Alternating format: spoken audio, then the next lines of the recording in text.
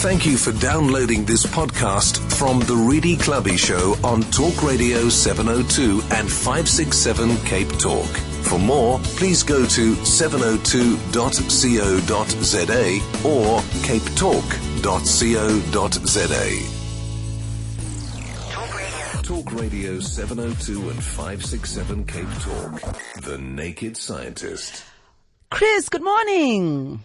Hello. Thank you for joining us. It's lovely to be with you again. Now, we've been talking on the show a couple of weeks ago about cervical cancer and also the vaccines that were the vaccine against the HPV, which was rolled out in primary schools in South Africa, and we're all very excited about it. Seems there's more to be excited about when it comes to fighting cervical cancer.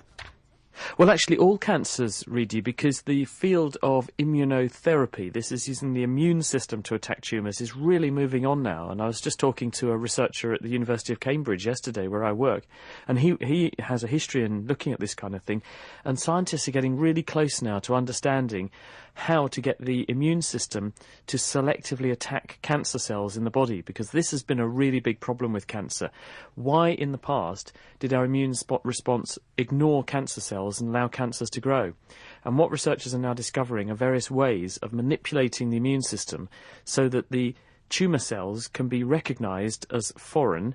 The immune system then goes all around the body, whether the cancer is spread or not, attacks the tumour cells selectively and then removes them. And the benefit of this is that then you don't attack healthy tissue, you just remove the tumour. But when the tumour's all gone, the immune response stops.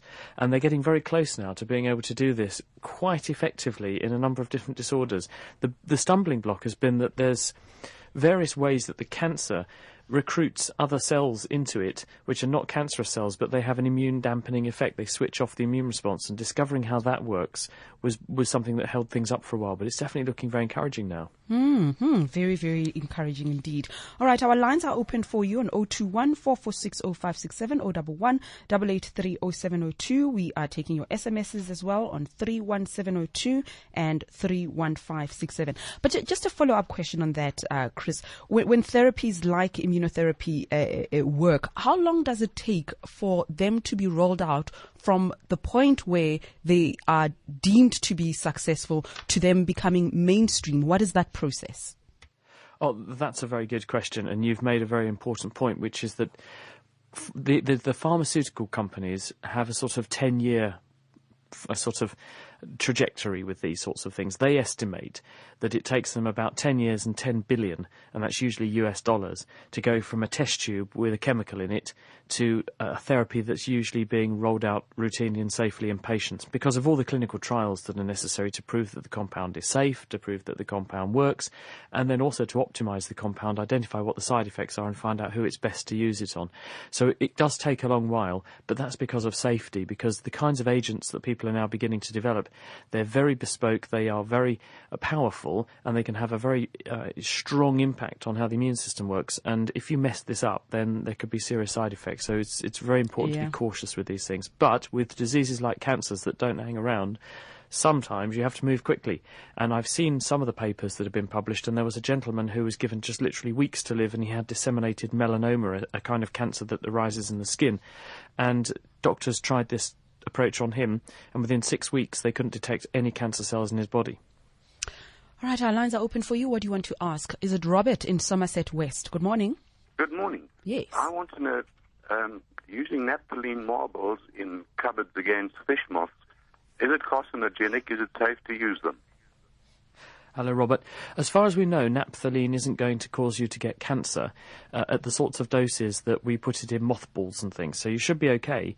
But these sorts of chemicals, that they are linked to possible health disbenefits, let me say. So if you were to expose yourself to very large amounts of them and chemicals that are related to them, there might be a health problem. But I don't think there's any evidence that naphthalene mothballs, at the dose that you're going to be exposed to, will have a negative effect on your health. I think you're okay. The moths, on the other hand, they don't like them, they'll stay away. So your clothing will be in a much better state.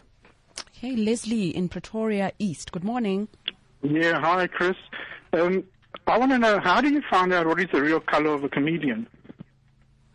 Of a comedian or a chameleon?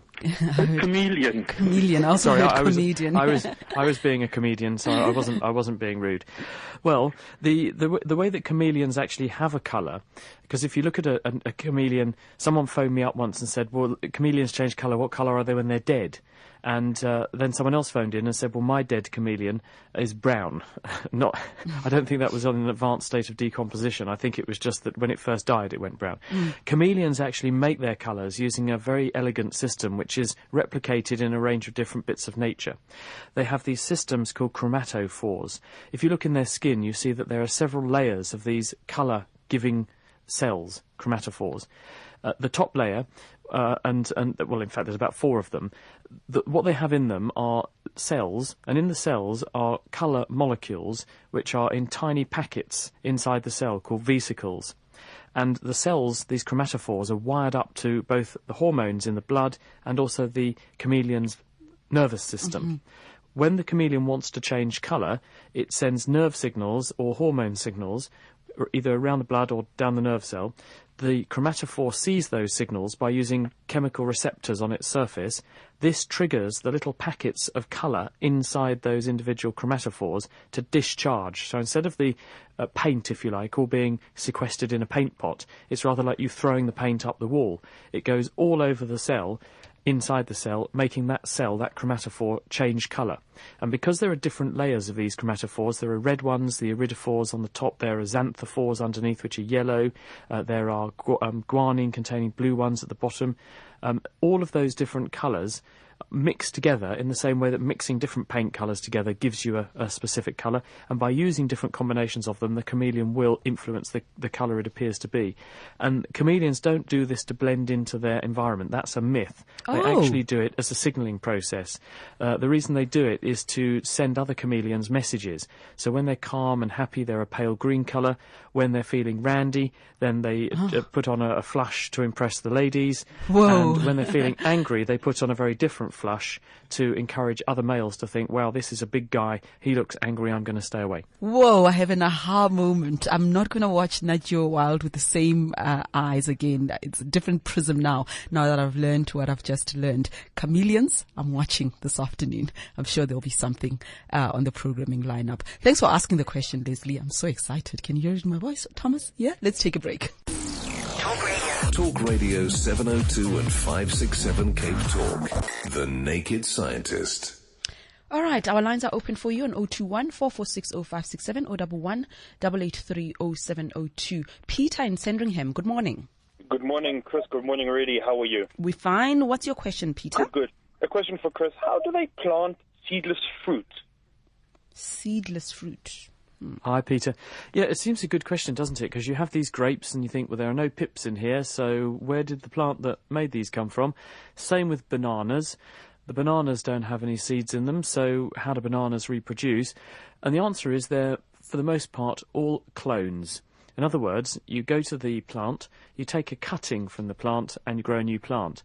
Bananas do send up suckers from their roots, and you can chop those off and, along with a little bit of root, put that in a pot and you've got a new banana plant. The downside of these sorts of clones is that they're all genetically identical to each other.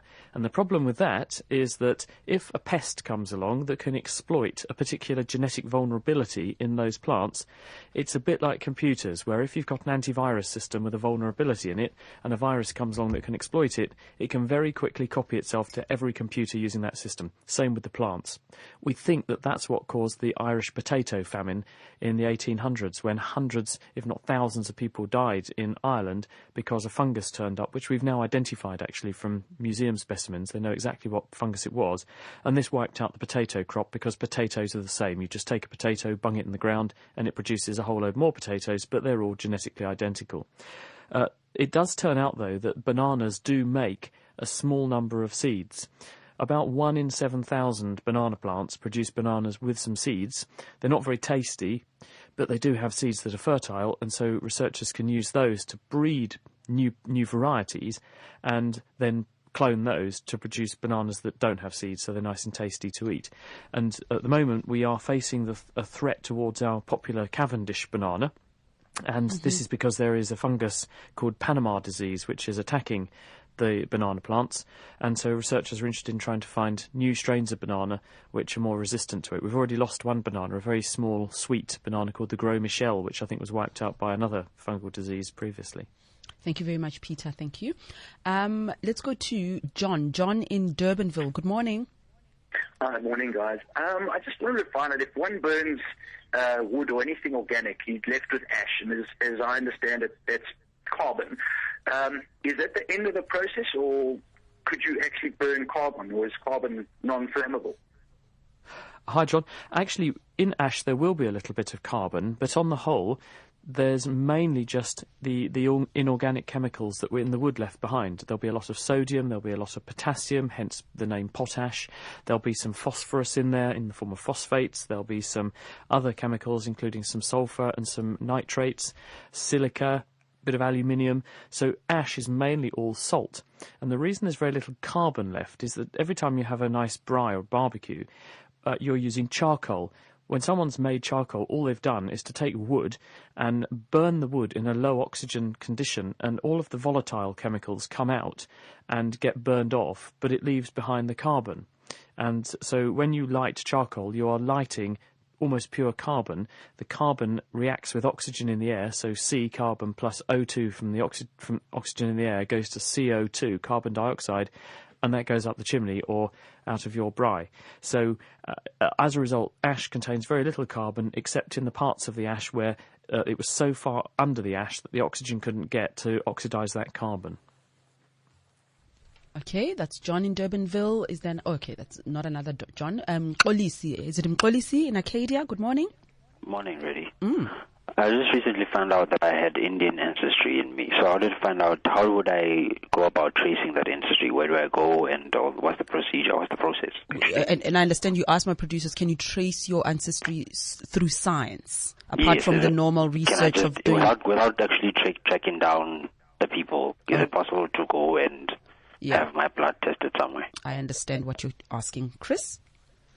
Well, you can do this, and lots of people are doing this or using this technique and technology to find out who their relatives were. Most of them are people trying to understand things like whether the king buried under a car park in the north of England was really one of our early monarchs or not, and it turned out that he was, using DNA techniques. But it's not too easy when you're somebody who doesn't actually have any relatives who are around with remains of those relatives that you can say, well, is this my relative or not?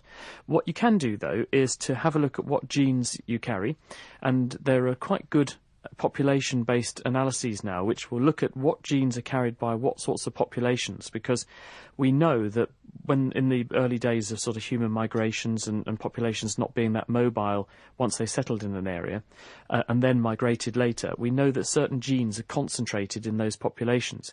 And so what you can do is to have a look at the genes that are in you. You look for various markers in your DNA, and then you can ask the database, what populations in the world do these sorts of genes tend to crop up in the most? And so you can sort of trace your origins that way. And that's what researchers have done for Aboriginal peoples in Australia and some of the Pacific Islands, because there's a really big question about, we know people left Africa 55, 60,000 years ago. Where did they go and in what order? And Aborigines, which were in Australia for at least 40,000 years, how did they get there and what route did they take? Where did they come from? Are they related to the other individuals, the Aborigines that are up in China or some of the other South Pacific Islanders? And it's using precisely these techniques, looking at the genes they carry and comparing it with other populations and historical records of what we thought the migration patterns might be, to work out where someone has come from. But if you're looking to trace a long-lost grandfather and then work out who your current surviving cousin 15 times removed is, that's a bit more tricky, because you'd have to test loads and loads of people to confirm those sorts of matches. But you could certainly find out broadly where you came from, and even in some cases which bit of certain continents you came from, because there are enclaves of genes that are much more common in certain populations. Tiro, I love your question, because I do exactly the same thing that you are about to expose. Tiro in Bedford View. Hi, I'd like to ask, why is it that when we women apply mascara, open our mouth? Okay, your line, I think there was an echo there, but why do we do that? You apply mascara and your mouth is wide open.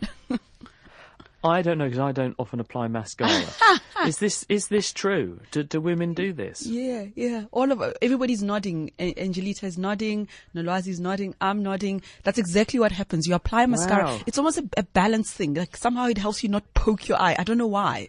I don't know. I'm just trying now to apply it with my mouth. Do you think it could be because obviously you want to do the upper and the lower eyelashes? Do you think it's because when you open your mouth you sort of stretch your face down a little bit and it has a very subtle effect of maybe making the eyelashes curl down slightly more on the lower lid to make that slightly easier to apply there? Do you think it's got a sort of face distorting effect that benefits mascara application? Yeah, I think so. I think if you're doing the upper one, it helps me reach from way below so that I come up. I'm trying to do it now, but with my mouth. How big is your mouth? Ah, shut up.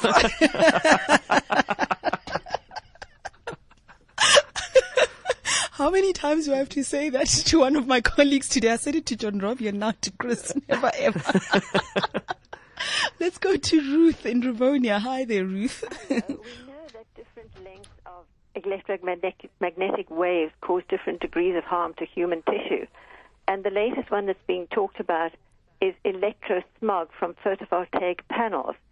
It's supposed to be generating a harmful radiation that we weren't aware of initially, that harms people who are living in houses underneath the roofs where photovoltaic panels are mounted. It's particularly bad, they say, when the DC is converted to AC current, but it's bad anyway when the electricity is generated. Do you know how one protects oneself from it and how it can be reduced? Hello, Ruth. Well, first of all, let's think about what the risk could be. So we're taking DC, direct current, off of a photovoltaic. This in and of itself is going to pose virtually no risk because the losses from DC in the form of these, what we call hysteresis effects and producing electromagnetic fields is going to be trivial, if almost nothing, because it's not a changing field. In other words, the current goes from one place to another. It doesn't go backwards and forwards like it does with AC. So DC aspect of it is going to be of no threat whatsoever, I would think. The step you're talking about is the conversion of DC electricity through what we call an inverter to turn it into AC, or alternating current. And this is where, instead of it staying plus all the time and there's a plus and a minus wire, with AC it flips between plus and minus, and by convention the majority of grids use between 50 and 60 hertz, 60 or 50 cycles of that per second. That in and of itself is unlikely also to produce major amounts of radiation that are going to cause a problem to you. Mains electricity has a wavelength of miles, effectively, and so screening that out is very, very difficult. At the very high frequencies that you get with certain devices like Wi-Fi and microwaves, radio transmissions, that kind of thing, that can be screened out using a Faraday cage, but we're not really sure how this is affecting humans, if it is at all. You might remember there was a story we discussed here on 702 a month or so ago about people showing that medium wave radio affects the migration of birds. They showed that robins in Germany couldn't orientate themselves correctly to migrate on their seasonal migration when they were exposed to radio waves. But we don't know if humans are succumbing to the same sorts of brain-altering effects, or whether this is exclusive to birds or other animals that are sensitive to magnetic signals. So at the moment we don't know what the impact of these sorts of signals will be on people. The amount of those sorts of signals coming out of the inverter on your photovoltaics, probably quite trivial, but if you are concerned, then you could rig your house up as what they call a Faraday cage, which is a meshwork of material earthed, and you live inside the meshwork of material, and it soaks up all of the energy and stops it going into the airspace around you. Ari in Pretoria, good morning. Yes, morning. Hi, I just want to find out, ostrich feathers, can they be used to absorb solar energy, and how would you be able to get your negative and positive out of them, you know? Because what I understood, the first solar panels were made with strands of hair, and basically it's the same as a nail, and that would be the same as ostrich feathers.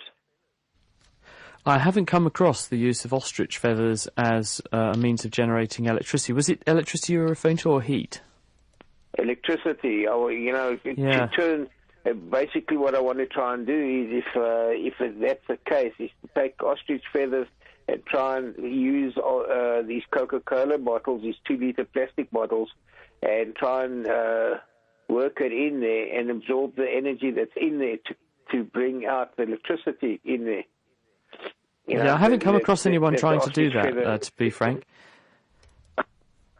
Okay. Sorry about that. I've not managed to come across anybody who's using ostrich feathers to generate electricity. But let me have a look and see if I can find out anything for you. I'll tell you what I'll do. Given that ostrich is a bird, I'll send a tweet from @NakedScientist, and we'll see if anyone knows whether ostrich feathers can produce electricity or be used to harvest electricity. I'm not aware of any such science, though.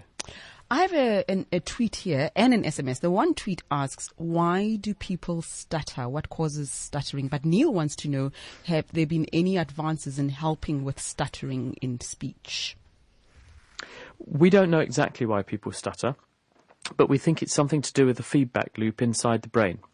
When you play a person's own speech back to them with a delay of half a second or thereabouts, it makes it almost impossible for them to speak. And anyone who's ever been on the radio and then had an echo of their own voice coming back in their headphones, it's very, very hard to ignore it, and it does enormously disrupt what you're trying to say.